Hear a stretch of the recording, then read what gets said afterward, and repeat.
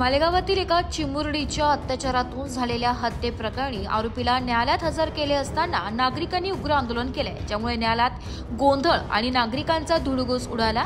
या घटनेमुळे संतप्त झालेल्या नागरिकांनी आरोपीला फाशी देण्याची मागणी करत कोर्टाच्या आवारात गर्दी केली आणि रास्ता रोको केलाय।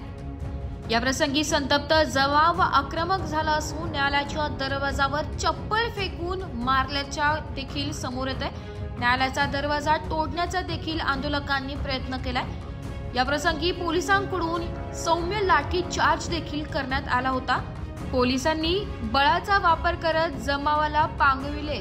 न्यायालयाबाहेर नागरिकांनी प्रचंड गर्दी केली असून तीव्र घोषणाबाजी यावेळी करण्यात आली आहे। संतप्त नागरिकांनी आरोपीला फाशीची मागणी करत आंदोलन केले आणि रास्ता रोको देखील केलेला आहे।